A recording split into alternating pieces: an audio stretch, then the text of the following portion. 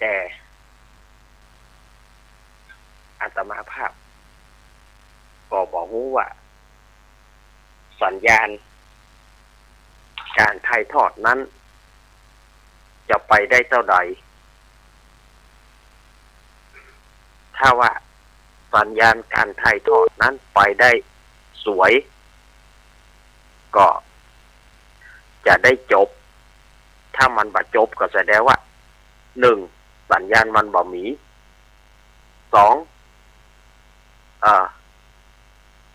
สตางค์ในโทรศัพท์มันหมด อันนี้ก็เอาแบบโทรฟรีแล้วนะเดี๋ยวศรัทธาญาติโยมก่อนถ้าไปทำวัดด้วยกันเนอะศรัทธาญาติโยมที่จะฟังธรรม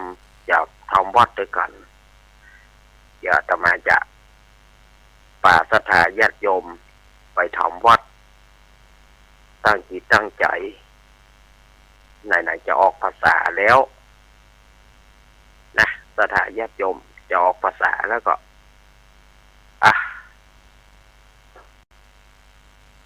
เป็นรายการพิเศษเนอะวันนี้เป็นรายการพิเศษเนาะศรัทธาญาติโยมที่จะไปทำวัดด้วยกันกำเดียวเนอะเดี๋ยวอาตมาจะป่าศรัทธาญาติโยมไปทำวัดนะ ถ้าฟังเสียงเจ้ามันแหบเสียงเจ้ามันบ่เป็นท่ารอกำเดียวเนอะศรัทธาญาติโยมเนอะอาตมาจะป่าศรัทธาญาติโยมทำวัดทำวาด้วยกัน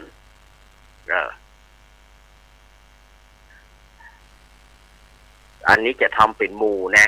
จะทำกันเป็นหมู่จะทำกันเป็นหมู่ก็ได้ทำคนเดียวเนอะรอแป๊บหนึ่ง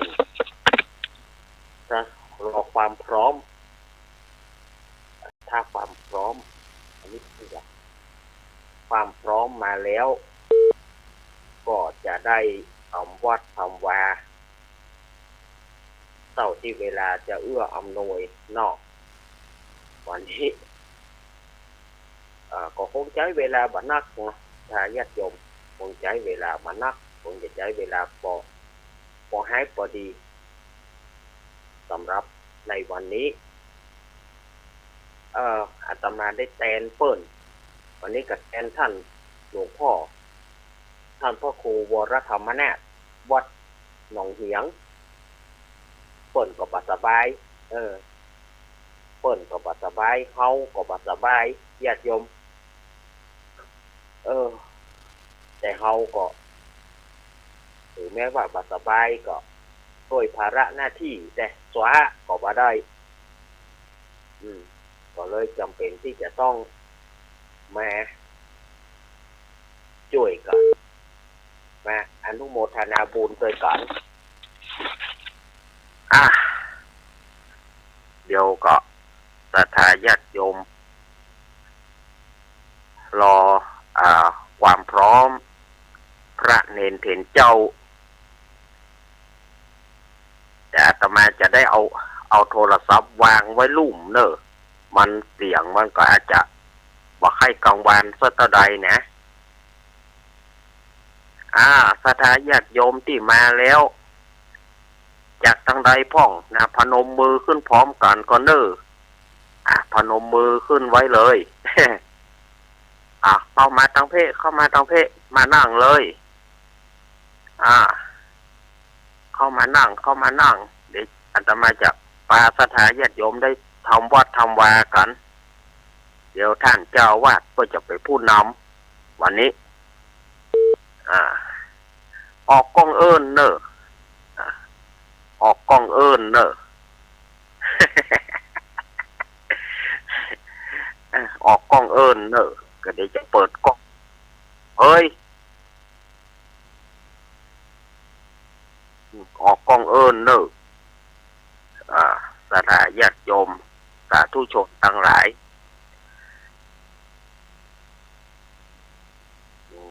ออกกล้องเอิ้นมาเข้าพาเลเตอร์ฮันถ้าญาติโยมติดใจก็กดไลค์กดแชร์เนอะ กดไลค์แชร์อาตมาตัวนึงกำเดียวรอสักกำเนาะเดี๋ยววันนี้ก็เป็นรายการพิเศษเนอะวันนี้แทนหลวงพ่อท่านพ่อครูวรธรรมนาถวัดหนองเหียงแทนหลวงพ่อวันนี้หลวงพ่อเปิ้นอาพาธเปิ้นบ่สบายขอให้หายไวๆนะครับหลวงพ่อหลวงพ่อเจ้าคณะตำบลสันติสุขเจ้าวาดวัดหนองเหียงขอหลวงพ่อหายไวๆนะครับเอาละตอนนี้อาตมาภาพก็ได้เข้ามาที่พระวิหารเพื่อรอพระเนนพร้อมกันก็จะได้ทำวัดสวดมนต์เนอร์อาตมาจะได้ไหว้พระสวดมนต์เอาศรัทธาญาติโยมเอามามา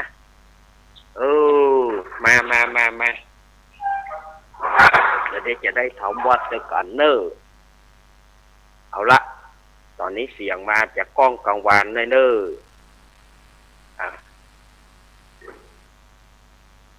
ศรัทธาญาติโยมจะพอหน้าอาตมาก็ได้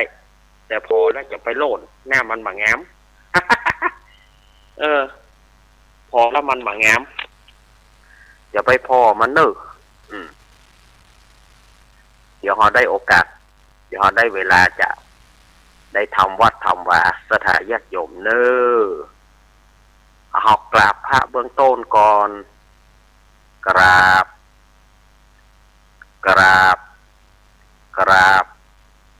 สาธุวันนี้พระสงฆ์สามเณร5 รูปจะได้สวดทำวัดเจ้าเป็นรายการพิเศษออกอากาศไปหมดเนอะวันนี้ลำปาง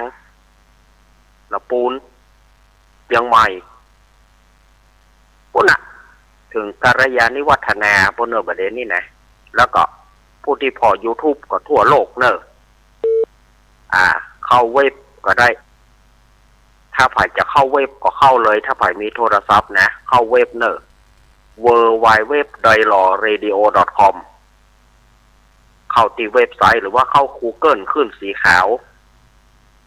ก็จะเป็นรายการของอาตมาภาพโดยตรงเข้า Google คลื่นสีขาวหรือว่าจะดู YouTube ก็พิมพ์ว่าวัดฝายหิน2ก็จะเป็นรายการเนี้ยที่อาตมากำลังอู้นี่นะถ้าฝ่ายจะทำวัดด้วยกันนะเข้าเว็บก็ได้เข้าเว็บเลย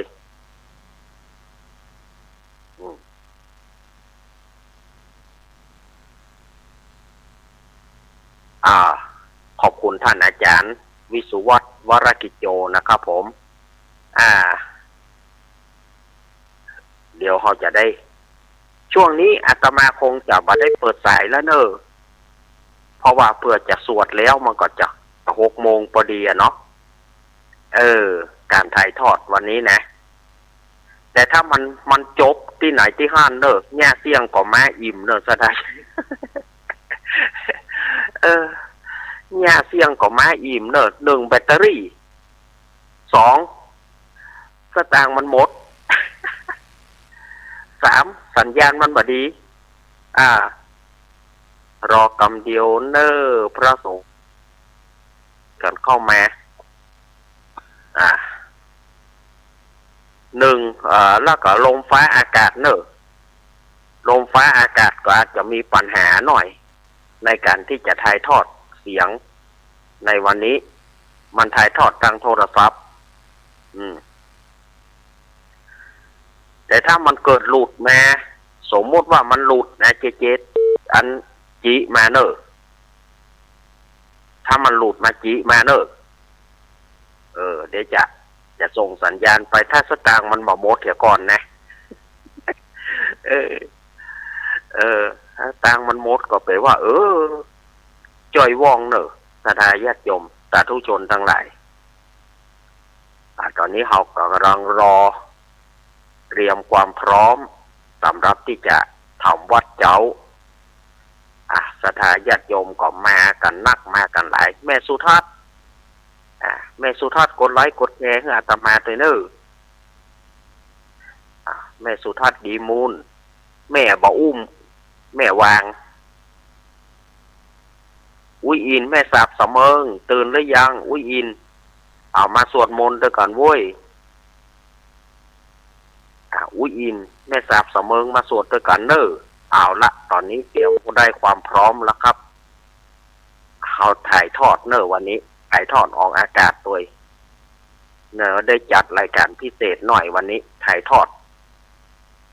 เดี๋ยวพระสงฆ์เจ้าจะสวดมนต์แล้วเนอะศรัทธาญาติโยมพร้อมกันกราบเ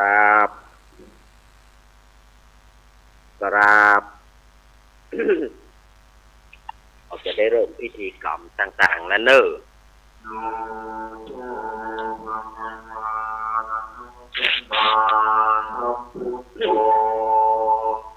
สวากขา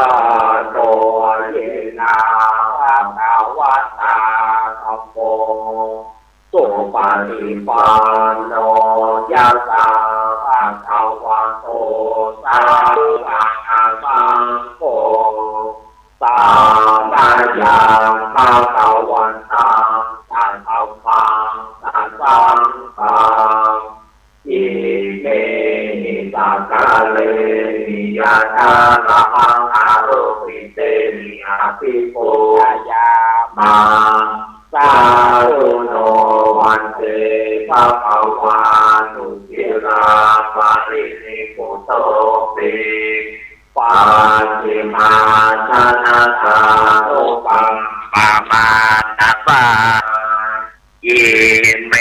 สักกะเรสุขาตาปันนะ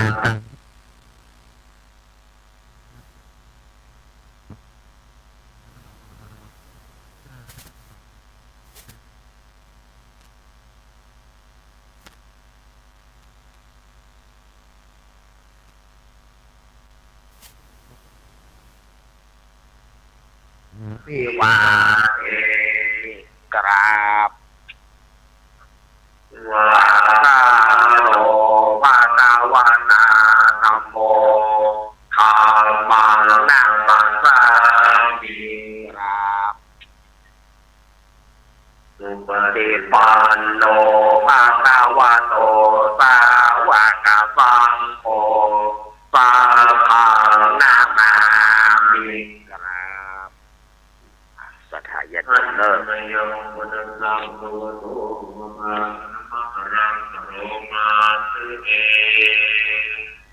นะโมตัสสะภะคะวะโตอะระหะโตสัมมาสัมพุทธัสสะนะโมตัสสะภะคะวะโตอะระหะโตสัมมาสัมพุทธัสสะนะโมตัสสะภะคะวะโตอะระหะโตสัมมาสัมพุทธัสสะ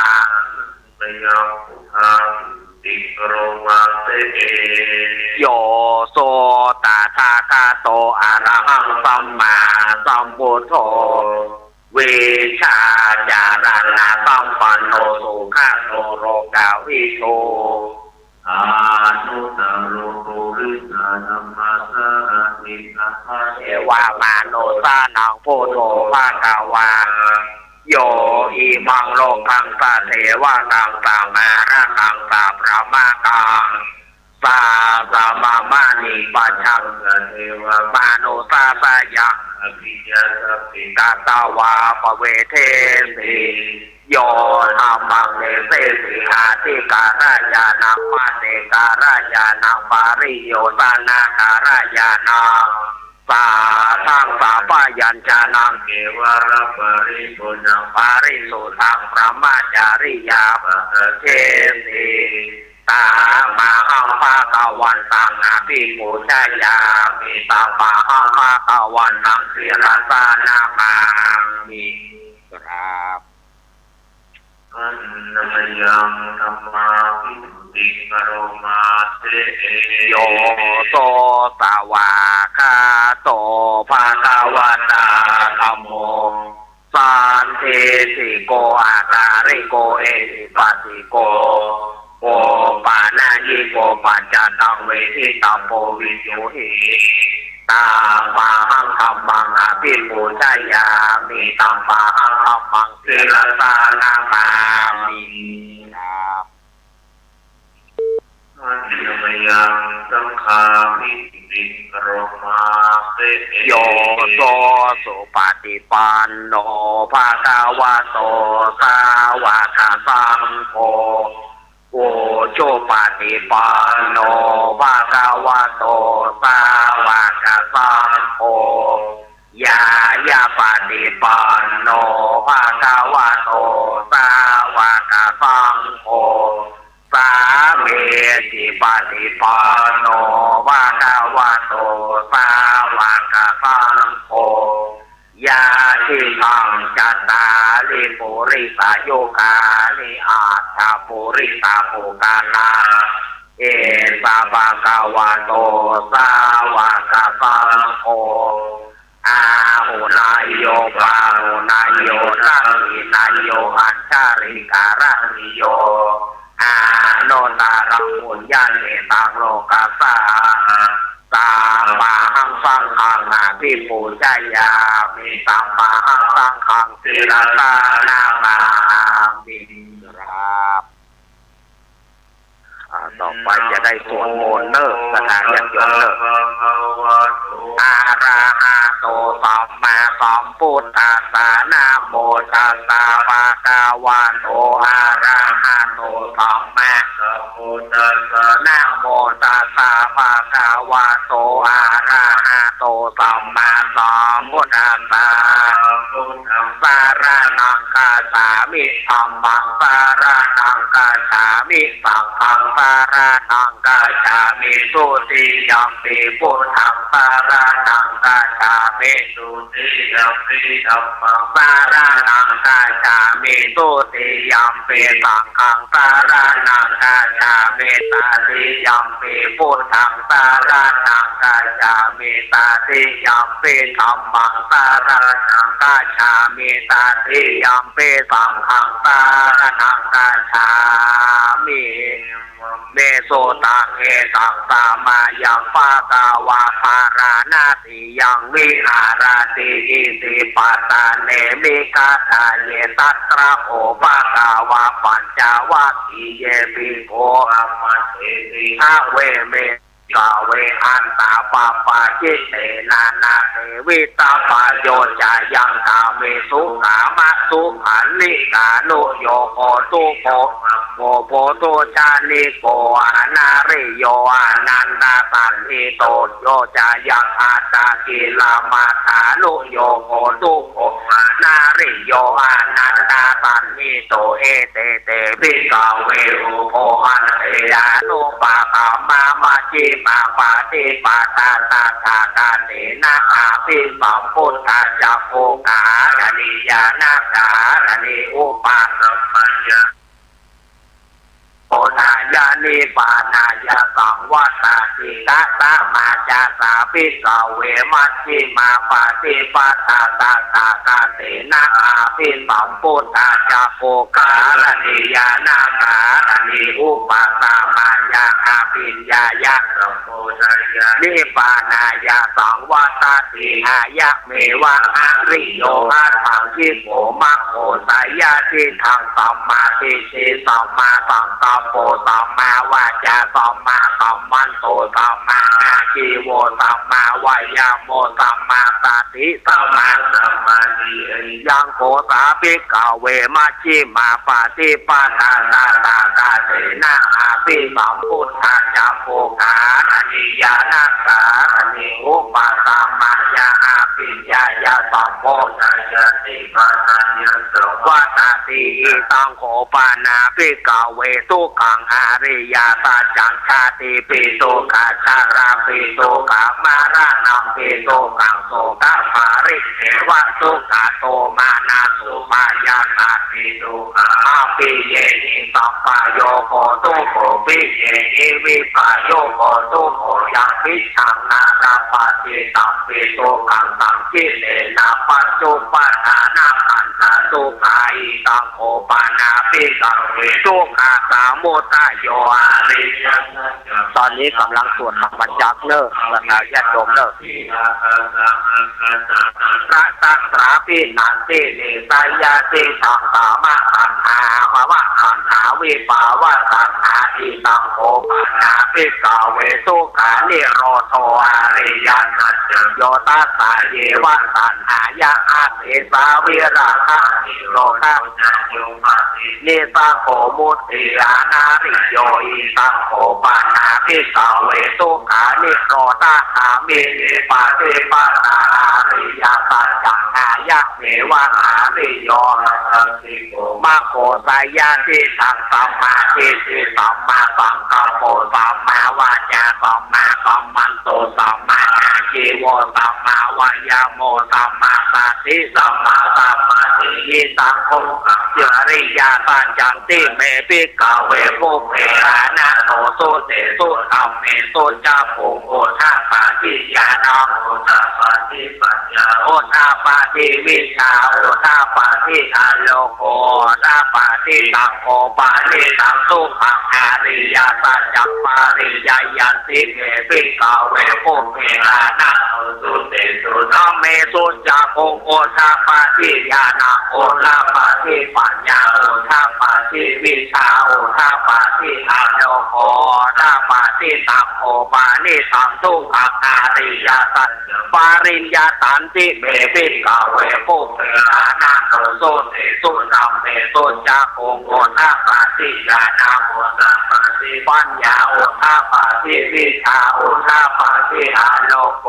ทาปาทิอิตังสุขาสามุตตโยอาริยสัจจันติเมปิกาเวปุเพรานะโนสุเตสุธัมเมสุจาภูโอทาปาทิยานังโอทาปาทิปัญญาโอทาปาทิวิชาโอทาปาทิอโลโกทาปาทิตังโอปาทิตังสุขาสามุตตโยอาริยสัจมหาตัพพันติเมปิกาเวปุเพรานะโนสุเตสุธัมเมสุจาภูโอทาปาทิยานังโอทาปาทิปัญญาโอทาปาทิวิชาโอทาปาทิอโลโกทาปาทิตังโอปาทิตังสุขาสามุตตโยอาริยสัจจังปาหินันติเมปิกาเวปุเพรานะโนสุเตสุธัมเมสุจาภูโอทาปาทิยานังโอทาปาทิปัญญาโอทาปาทิวิชาโอทาปาทิอโลโก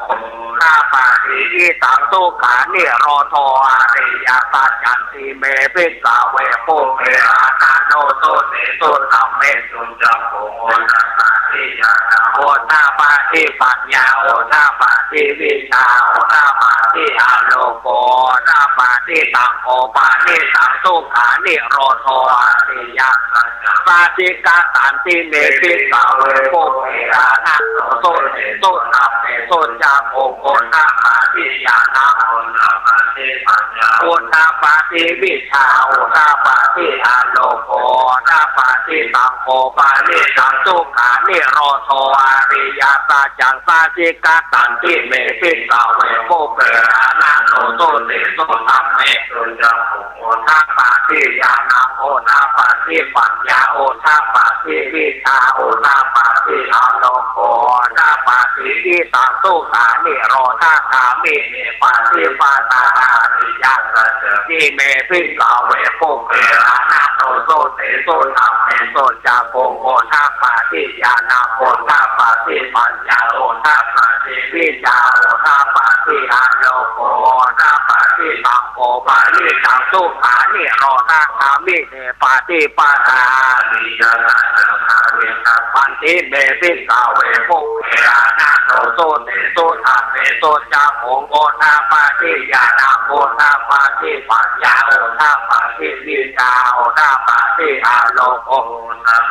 สังโฆปานิสังสุขานิโรธาคามิเนปาเทปาตาอาติยาตาจัมมาวิสันติเมติสาเวโกเปยานะสุเตโสตาเปโสจาโกง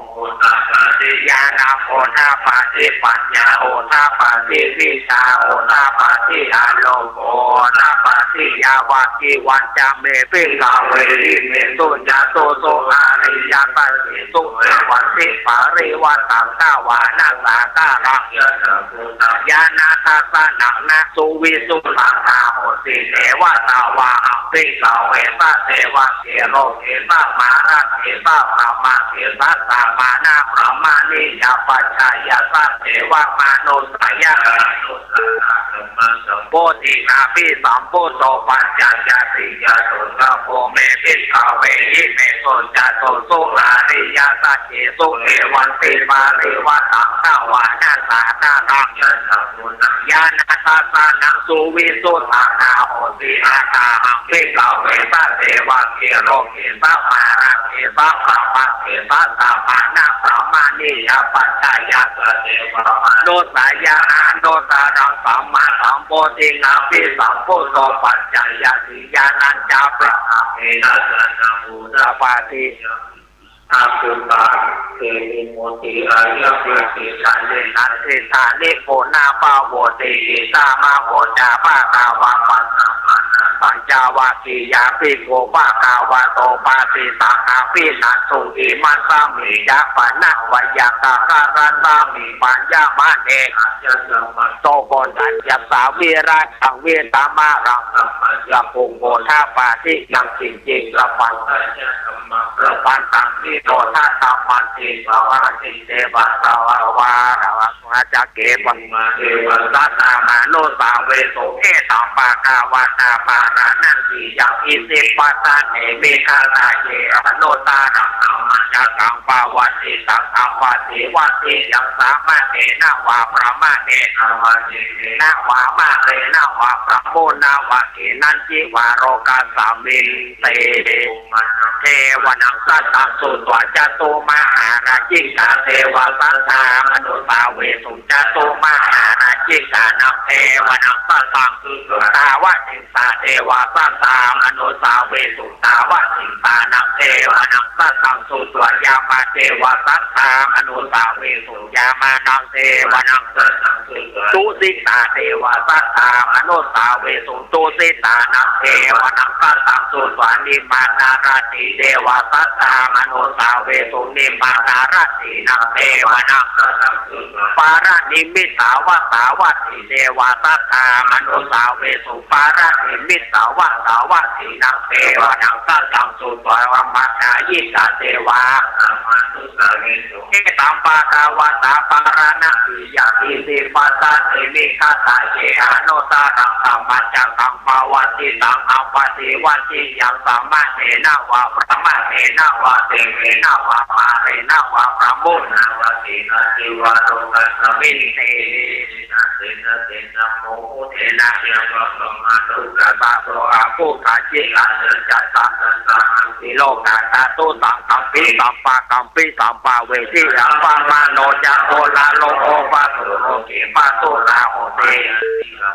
เทวานังเทวานุภาวะอาตาโภวะภาวะอุทานังพุทธาเนสีอัญญาติวัตตาโภโหตัญโยอัญญาติวัตตาโภโหตัญโยติติตานายัตตามังโภตัญญัตตาอัญญาตุตัญโยตะเววานะมังอาโหติเรามาจักกัปปวัตตานะสุตังนิสิกามันทาโกสาเลนะยันตังตังตังปะตังอาภิสามิจัตตาโภโหสุจาโสโหสุจาโสวัจโยจาสาโมตุอานาติมานิสันโตตาโกจาสุปาสันราโอกาวุติสันติเดียวเดียวจานิปาโกจาปะกะโภปุเรสุอานานุกิโตนะจักโกทังตัมมัญญาเรติเยนะปิโยปาเรโอปาวะทายุสุขิโนวาเทมิโนโหโตสะเปสัตตาปาวันโตสุขีเยกินเจปานาปุตตะติสัตตาวะทาวะราวานาวะเตสาติกาวะเยมหันตาวะมัสสิมารัสกานุนานุรัติกาวะเยจาติสาเยจา วิสุเรโกตาวะสัมภเวสีวาสัพเพสัตตาปวันโตสุกิตาสานะปารโรปารังเมโกเปตานาติมันเจตตาขาจิยังสิเจปัญญาโรสนาปฏิกาสัจจานัญญะโสกามิสายามาสายาฐานิยังโมตังอายุสายกาโมตามาโนรักเกวังปิสาปะโมเตโสมานาสัมภาวะเจอาปาริมานัมเมตัญจาสัพพะโรคาสามิมานาสัมภาวะเจอาปาริมานาเยริยังจะอาสัมปะรังอาเวรังอาสัมปะรังนิสัญจารังนิสิโนวัตยาโนวายาวัตตาวิคาตาเมโนเอตังสัตตินาสิลายาพระมาเมตามิหารังยิสามาโอติติจานุปาสมาสิโลวัตเตเตสัมปันโนนาเมสุวินายาเกตังหาหิสัตโตภาวะไสยังโคนะเมสิติกาปิยาเมตาสุตาโกมาเอกาลาจาริสาวานโนวัตาวิปปะโสทังตังนาภาตามิหาริสาวานาภาตาวิปปะตาจายาชาโกตาวิหาริมุติวะสังเยประมานาเวสาโกตัมปะตัมเมนะโมเตสะโมปะระยะนามาตุพุทธานามาตุโมทิยานาโมวิโมตานังนาโมวิโมติยาอิมังโสปะติสังกะโตโมโรจาราติเอตนาตาติสังกะโตธรรมานาวิจโยตตาวิริยมปิติปัสสะติโพจังกาจัตตาสาปะเรสาปะโตเปขาโพจังกาตเตเตปะปะตาตินาโมนินาสามารังกาลาวิสังฆะปุริสังฆะตติอาปิญญานิปานายะจาโพธิยาเอเตนะสัจจวะเจนะโสติเตโหโตสัพพะตาเอกตัมมิกามาเยนะโสโมกังกังกังจังกังกังปังกิลานิตุจิติสวะโพสังเกตาตัสเสสะยิเตจะตังตังคะเนเอเตนะสัจจวะเจนะโสติเตโหโตสัพพะตาเอกตาธัมมะรัญญาปิเกรัญเยนะปิปิลิโสตุตัสเสเนนะสัจเจวะปะนะเปสะนะกะตารังสัมโมทิวะอาสิกานาโสเอเตนะสัจจวะเจนะโสติเตโหโตสัพพะตาปะอินะเตจะอาปาตาตินานัมปิไมนัมปะกะหะตะกิเลสวะปัฏฐานุปาทิสัมปัตตังโสติเตโหโตสัพพะตานิมิตังอวะมังคารัญจโยจามานะโพตะโกนะสัสสะโตปะปังนะโมโนโลมินะอะหังกัมพุทธานุภาเวนะวินาศามิโตยันโตนิมิตังอวะมังคารัญจโยจามานะโพตะโกนะสัสสะโตปะปังนะโมโนโลมินะอะหังกัมมานุภาเวนะวินาศามิโตยันโตนิมิตังอวะมังคารัญจโยจามานะโพตะโกนะสัสสะโตปะปังนะโมโนโลมินะอะหังกัมมานุภาเวนะวินาศามิโตอาตาพุทธาเจสวามารักตาวาหานันจตุตาจักปะปังราตังเยติโสนาราตาปังตังหังอานาตาโยพุทธานาวิตาทิขายาตาไม่เอามาตักเตโมนัสระสิเตปะติติโตไม่เอาพุทโธสัมโพธาวิโรจานิสัมโพปะติติโตไม่เอาโหเรสัมปะพุนาคาโรอัตเยเมอนุรุตโตตาริโมโตจาทังกีเนโกลันโยโมกาลโนจาวามะเกตังวีเนสาวะเอมัยอาหาสุงานันดานาโหโลกัสสะโพจามหานาโหอุปาสุวามาโสได้เกจิสัจเจติปัสสะสัมสุริโยวะปะปังคาโรนิสิโนโกวังกมาลกัสสะโพเมระมะเอติจิตาวะตะโกโสไมหังวัตเนหิจังปฏิสัติปุนาคาโรปุโนอังคุลิมาโรจาอุปารินัตติวะทีเมปัจจามหาเถระติลัสสะเตปะติติมหาเถระจิตาวัตตาจิโนราตาจารัตตาสีนัตเตเจนะอัมมังมังเกโสตันติสารัตนังโกระโตอาติภกีเน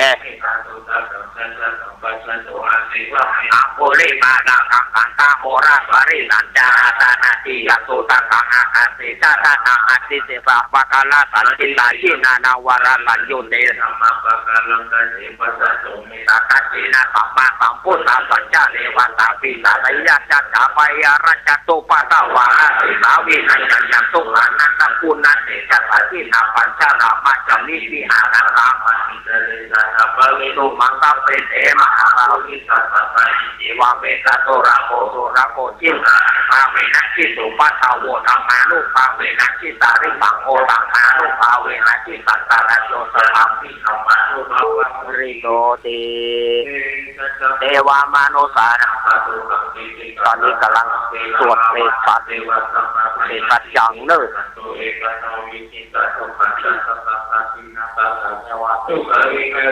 ชีวิตานังตารันตุเตชีวิตานังตารัตปะอายุวันนังสุขังปาลังชีวิตานานุปาเวนะโหตุเทวสุขิตาตาชีวิตา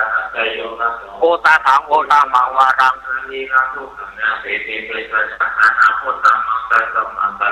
กัลยาณังกัปปามิปานิตาโหติปานินังหิมินาชีวิตาเนนะ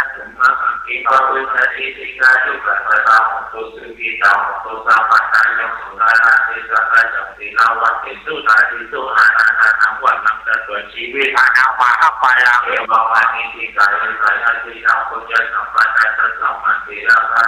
ติระสัมปุตติอธิอุมาสวิจโยนิสิโต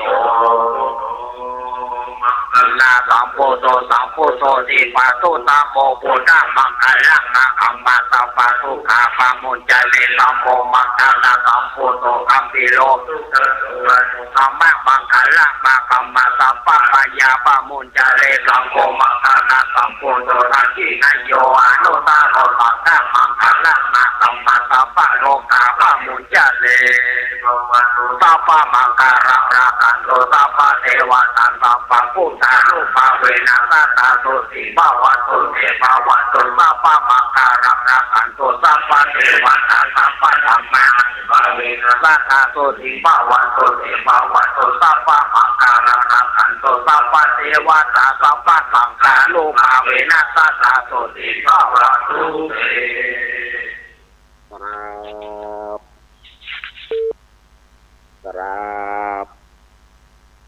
ครับเอาสัญญาเกินวันตาหลวงละเนอเดวะโสสังกามาตาเมปันเทวันนามิธรรมังปะปะเดวะโสสังกามาตาเมวันนามิสังฆังปะปะเมวะโสสังกามาตาเมปันเทวันนามิคาโรปัญชายาจาริเยสัพพะเมวะโสสังกามาตาเมปันเทวันนามิสัมมาทานังสัพพะเมวะโสสังกามันตาเมปันเทวันนามิอารัมเมปัตตาสีมังสัพพะเมวะโสสังกามันตาเมปันเทวันนามิทิยังสัพพันธาเนโสปาติติตาตาเรนะตาตุโยมาหาโพธิสัตตะพุทธะโสปังสัทธานาโลเกเทวะโลเกพระมะโลเกจมบูติเตสังฆาทิเกสาเรสัตตาตุโยเกสาตาตุโยอาราหัสสาตาตุโยจิติยังทานาโพธิจาโทระเอสาหัสเตสัมมาคันเตเตปิสัมปะเจติยังจาหังวันตามิสัพพะโสกราบหนึ่งกราบสองกราบสามสถาญาติโยมหันหน้ามาทางครูบาอาจารย์เน้อสถาญาติโยมเน้อบิทันเตสาปังอาปาราทังกาบันตะเมปันเตมยากาตังปุญญังสามินานุโมทิสาปังสามินากาตังปุญญังไมตาสะปังสาธุสาธุอนุโมทามิครับเอาละสถาญาติโยมสวดมนต์จบลงเนอะจบลงแล้วทำวัดเจ้าในวันนี้ก็กำเดียวก่อนเนอะรอให้อาตมาไปถึงกุฏิก็เนาะก็เปิดสาย ตอนนี้ยังอยู่ในวิหารเนาะอาตมาบ่ได้เปิดสายเตอร์เนอร์เหลือเวลาแถมวันเดี๋ยวนี้45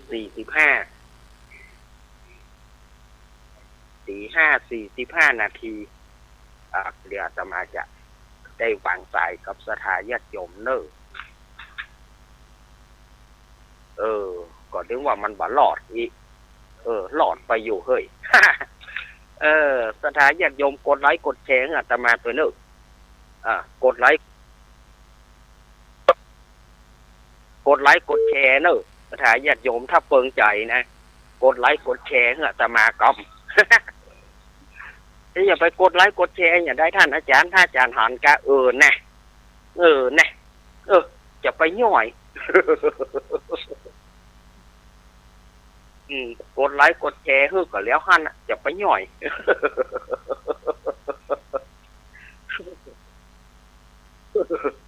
เด็กอะน้อง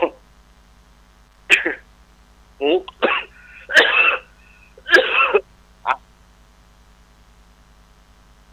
หูก็หูกันเอาสถาญาติโยมอันนี้ก็อาตมาวันนี้มันเป็นสกุ๊ปพิเศษหน่อยก็เลยให้สถาญาติโยมได้ไหนๆก็ไหนๆรับปลาสถาญาติโยมฟังคำว่าเถียเลยตอนนี้อาตมาถึงห้องละเอาไปจะโทรก็โทรมาเนอะเอา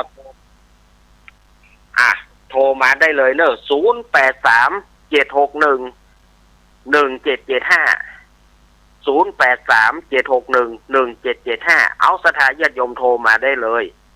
แต่กิ๊บเดี๋ยวขอเช็คหน่อยนะไม่ได้ปิดไม่ได้ปิดเครื่องเนาะ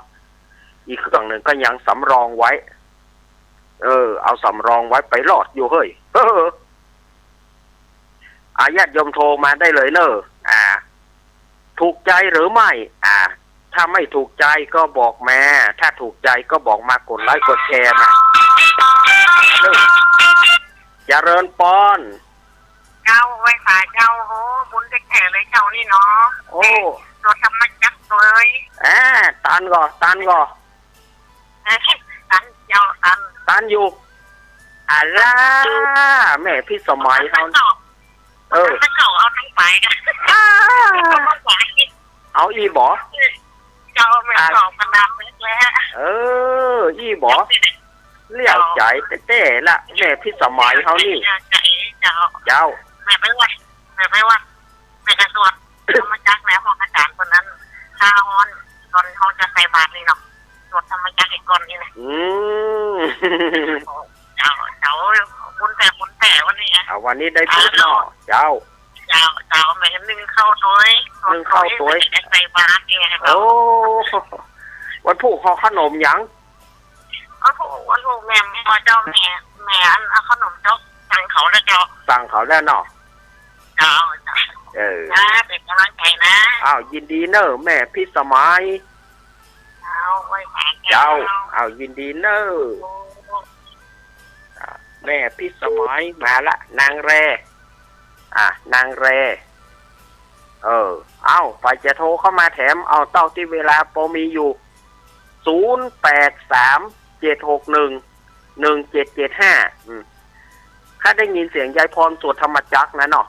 อุชะปาชิยายองเนี่ยอุชะปาปัญญาอุชะปาชิวิชาอุชะปาชิอาโยโกอุชะปาชิจังโกน่ะ ยายพรสวดให้ม่วนเลยยายพรแต่ธรรมจักรเนี่ย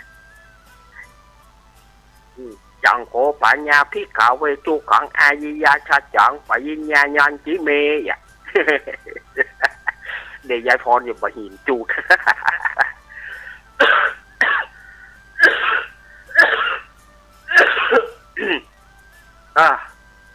เจ้ามันบอกเป็นท่าเนอะสถาญาติโยมไอตัวเหรอโอ้ยสารพัดแช่มงเนาะสารพัดแช่มงสปะเนาะสถาญาติโยมวันนี้นะมีโยกมีกระโทรเข้ามาแถมเนอแม่สุทัศน์ดีมูลแม่สุทัศน์โทรมาตะกี้แล้ว แม่สมบูรณ์บ้านไร่ศิลาทองโทรมาแล้วนอตะกี้นะเอาไผจะโทรมาแถม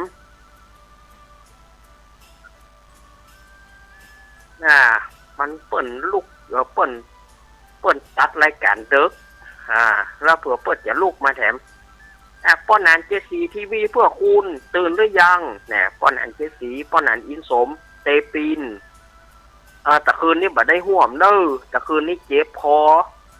โอ้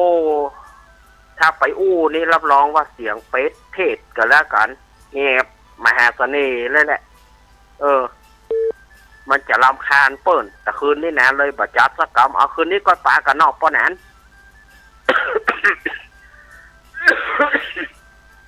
อ้าวไปที่จะโทรมาตันอยู่เนอะตันอยู่0837611775โทรเข้ามาได้เลยตอนนี้ข้าม3 นาทีไปอย่ามาปิดท้ายเงาตามานี่ก็เอาขอสายสักปิดท้ายเนาะสายปิดท้ายมีก็ถ้ามี1 2 3โอ้ไปเจ๊กะโอ้นับด่วนไปกันตอนนี้ก็ฟังอาจารย์วรรณชัยชยานันโทรายการเสียงธรรมจากยอดดอยเนาะวันนี้ถ่ายทอดสกุปพิเศษเทศทาญาติโยมนึกว่ามันจะไปบรอดแล้วอาตมาก็กั้นเอาตีถูจะเอายองลุ่มก็ยังบ่ได้นะต้องเอาตีถูไว้การสายมันหลุดก็จะได้ต่อได้ทันท่วงทีก็ได้เอาติดหูไว้ตลอดเวลาเอาติดไว้ตัววันนี้เขาจะว่ามันแปลกแต่เอาโทรศัพท์ติดหูไว้นะเอาลักก็พอดีเจริญปอนครับจากทางได้จากอำเภอเวียงป่าเป้าครับสมเด็จแต่น้อยพ่อสมศักดิ์นี่เนาะพ่อว่าจะได้พ่อว่าจะได้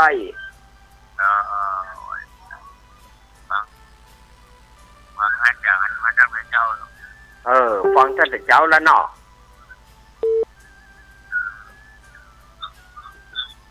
พ่อคือกำลังใจเนาะเอายินดีนะพ่อเนอแสดงว่าพ่อเปิดวิทยุตัวพอเปิดวิทยุตัวเนี่ยเสียงมันก็ไปหวีดกันไปหวานกันไปเฟดกันถ้าในตามภาษาของอังกฤษพ่อบอกมันไปเฟดกันภาษาบ้านเฮาก็มันหวานกันมันหวานกันขยะเอาแฮมสายสุดท้ายเนอเจริญพรสมเด็จแต่น้อยจากอำเภอเวียงจากป่าเป้าอำเภอเวียงป่าเป้าเนาะครับผมพ่อว่าจะได้สมเด็จแต่น้อยเนอะพ่อว่าจะได้ฟังทุกวันเนาะครับคือที่ข่าวได้ฟังทุกวันวันที่11ก็ท่านอย่าได้ก็ไปปากันที่วัดดอนจานเนอยินดีป่อเนอครับรอยนี่นะครับเวลาลูกหมดละป่อเอ๋ยศรัทธาญาติโยมก็วัดใดน้อยเนอจะไปลืมเนอตักบาตรเทโวโรหณะวันที่8เนาะศรัทธาญาติโยมสุมาเนอะอาตมาห้าผ่อยบ่ได้แล้วโยมเอ๋ยเวลามันหมดจะไปวันที่8เนอะที่วัดปัจจานนะวันที่8ที่วัดดอยน้อยเนอะเชิงบันไดนาคสินคันไดนาควัดพระธาตุดอยน้อยก็จะไปลืมไปร่วมกันตักบาตรเทโวเนอะแล้วก็วัดดอนจันนี่ก็วันที่11เนอะเพิ่นจะมีงานประเพณีส่งน้ำพระธาตุประจำปีขึ้นแล้วก็งานทอดกฐินตัวงานสลากตัวก็จะรวดเดียวกันเนาะอาตมาจะไปบ่ายเนอะอาตมาจะไปบ่ายถ้าปิกบ่ได้อย่าไปนอนกับตู้ลุงเดชท่านเนอะ ถ้าปิกบ่ได้อย่าไปนอนกับตู้ลุงเดชท่านเนอะถ้าปิกบ่ได้นะ อาจจะได้ก่อนศรัทธาญาติโยมอยู่ดีมีสุขอยู่ดีกินหวานตามต้อมเหมือนกันเนอะต่อจากรายการอาตมาโดยรายการเสียงธรรมจากยอดดอยโดยท่านอาจารย์วรรณชัยชยานันโทวัดศรีคีรีพุทธศรีคีรีขุนแปะ ตำบลบ้านแปะอำเภอจอมทองจังหวัดเชียงใหม่เปิ้นจะมา2 รอบบ่ายค่ำนะท่านอาจารย์วรรณชัยเปิ้นมา2 รอบบ่ายค่ำรอบเจ้า1แล้วก็รอบค่ำ1ก็เดี๋ยวก็ปากับเปิ้นเนาะวันนี้อาตมาต้องขอสุมาด้านซุ่มเสียงเนาะเสียงมันบัดดีเฮ้ยมันได้จะอีกับพอดีเนาะอยู่ดีกินหวานตาลต้อมเหมือนกันอายุวันโนสุขังปะลัง